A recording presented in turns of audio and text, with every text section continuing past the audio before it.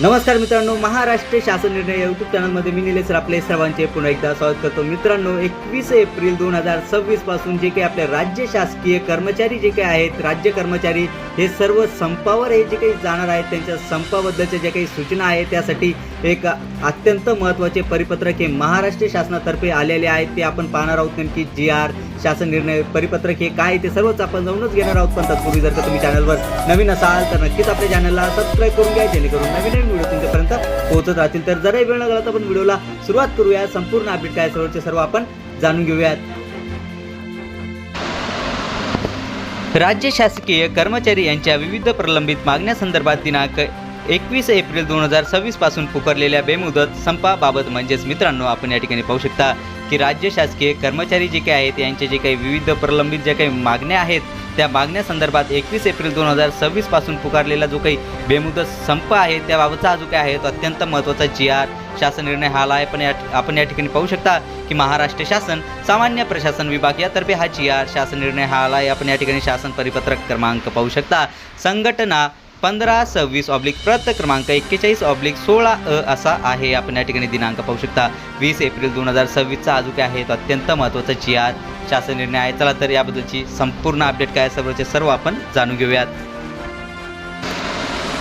राज्य शासकीय कर्मचाऱ्यांच्या विविध मागण्यांसाठी राज्य सरकारी कर्मचारी मध्यवर्ती संघटना आणि राज्य सरकारी गट म्हणजे चतुर्थ श्रेणी कर्मचारी मध्यवर्ती महासंघ महाराष्ट्र यांनी दिनांक 21 एप्रिल 2026 पासून बेमुदत संप करण्याची नोटीस शासनास दिली आहे। म्हणजेच मित्रांनो, आपण या ठिकाणी पाहू शकता की राज्य शासकीय कर्मचाऱ्यांच्या जे काही विविध मागण्या आहे त्यासाठी राज्य सरकारी कर्मचारी मध्यवर्ती संघटना आणि जे काही आपले सरकारी गट ड चतुर्थ श्रेणी कर्मचारी जे काही आहे मध्यवर्ती महासंघ यांनी 21 एप्रिल 2026 पासून बेमुदत संप जाण्यासाठीची नोटीस ही शासनास दिलेली आहे। त्याबद्दलची अपडेट आपण पाहत आहोत। या ठिकाणी आपण पाहू शकता महाराष्ट्र नागरी सेवा वर्तवणूक नियम 1979 मधील नियम क्रमांक 6 अन्वये शासकीय कर्मचाऱ्यास संप करण्यास प्रतिबंध करण्यात आले आहेत। दिनांक 21 एप्रिल 2026 पासून बेमुदत संप कालावधी शासनाचे कामकाज सुरळीतरित्या पार पाडण्याच्या दृष्टीने सर्व मंत्रालयीन विभाग तसेच त्यांच्या आधिपत्याखालील क्षेत्रीय कार्यालयांना पुढे दर्शविल्याप्रमाणे उपाययोजना करण्याच्या सूचना देण्यात आलेल्या आहे। मित्रांनो, नेमकी सूचना या कुठल्या देण्यात आलेल्या आहेत सर्वांना ते आपण समोर पाहूयात। शासकीय तसेच निमशासकीय कर्मचारी यांनी संपामध्ये सहभागी होणे ही बाब गैरवर्तणूक समजण्यात येईल व अशा कर्मचाऱ्यांच्या विरुद्ध शिस्तभंगाची कारवाई करण्यात येईल। अशा प्रकारे आदेश विलंब निर्गमित करण्यात यावेत व ते सर्व कर्मचारी त्यांच्या व्यक्तिशा निदर्शनास आणावेत। तसेच त्या आदेशाची प्रत शासनाच्या प्रत्येक विभागात कार्यालय यांच्या सूचना फलकावर लावण्यात यावीत। म्हणजेच मित्रांनो, आपण या ठिकाणी पाहू शकता शासकीय तसेच निमशासकीय कर्मचारी जे काही संपामध्ये सहभागी होणार आहेत त्यांची बाब ही गैरवर्तणूक समजण्यात येणार आहे आणि असे जे काही कर्मचारी आहे यांच्याविरुद्ध शिस्तभंगाची कारवाई करण्यात या ठिकाणी येणार आहेत। आणि अशा प्रकारे आदेश विनाविलंब म्हणजेच की जराही उशीर न करता निर्गमित करण्यात यावेत आणि तसेच सर्व कर्मचारी तसेच व्यक्तिशा निदर्शनास आणावेत त्यांच्या। आणि तसेच या आदेशाची प्रती प्रत्येक शासनाच्या प्रत्येक विभागात तसेच कार्यालय यांना सूचना फलकावर लावण्यात यावी असे या ठिकाणी सांगण्यात आलेले आहे। चला तर याबद्दलची दुसरी अट आपण पाहूयात। कर्मचाऱ्यांनी संपात सहभागी न होता नेहमीप्रमाणे कार्यालयात उपस्थित राहण्यासाठी त्यांनी मन वळविण्याचा प्रयत्न करावा। तसेच संप काळात कार्यालय नियमित वेळेवर उघडण्याची व बंद करण्याची योग्य व्यवस्था करावी व ती व्यवस्था जबाबदार अधिकारी त्यांच्याकडे द्यावी। तसेच आवश्यकता भासल्यास गृहरक्षक म्हणजेच पोलीस दलाची मदत घ्यावी। तसेच विभाग प्रमुख कार्यालय प्रमुखांनी संप काळात आपले मुख्यालय सोडू नये। तसेच विभाग प्रमुखांनी कार्यालय प्रमुखांनी या आदेशाच्या दिनांकापासून संप संपेपर्यंत कोणत्याही शासकीय कर्मचाऱ्यास कोणत्याही प्रकारची रजा मंजूर करू नये आणि जे कर्मचारी रजेवर असतील अशा प्रत्येक प्रकरणी विचार करून त्यांची रजा रद्द करून त्यांना कामावर तत्काळ बोलावावे किंवा कसे ते ठरवावे। म्हणजेच मित्रांनो, ही जी काही अट आहे ती अत्यंत महत्त्वाची सूचना आहे। ती आपण या ठिकाणी पाहू शकता की विभाग प्रमुखांनी तसेच कार्यालय प्रमुखांनी या आदेशाच्या दिनांकापासून जो संपेपर्यंत जो काही काळ असणार आहेत. या काळामध्ये जे काही सर्व शासकीय कर्मचारी आहे यांना कुठल्याही प्रकारची रजा म्हणजेच की सुट्टी देऊ नये या ठिकाणी सांगण्यात आलेले आहे. आणि ज्यांना ही सुट्टी देण्यात आलेली आहे यापूर्वीच त्यांची सुट्टी रद्द करण्यात यावी या ठिकाणी असे सांगण्यात आलेले आहे.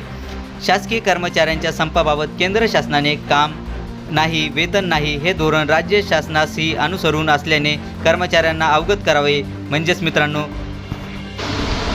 संप काळात जे काही कर्मचारी गैरहजर राहतील म्हणजेच की काम नाही वेतन नाही म्हणजेच की जे कोणी गैरहजर राहतील त्यांना वेतन हे संप काळातील मिळणार नाही. चला तर याबद्दलची आणखी अपडेट आपण पाहूयात. तसेच ज्या शासनाच्या सेवा महाराष्ट्र अत्यावश्यक सेवा अधिनियमाअंतर्गत घोषित करण्यात आल्या आहेत अशा सेवांबाबत कर्मचाऱ्यांना अवगत करावे. जे कर्मचारी संपावर जातील त्यांच्या विरुद्ध सदर अधिनियमाअंतर्गत कारवाई करण्यात यावी. सर्व मंत्रालयीन विभागांनी त्यांच्या अधिपत्याखालील कार्यालयांमध्ये संप काळात अत्यावश्यक व इतर सेवा सुरळीत चालू राहतील याबाबत उपाययोजना कराव्यात.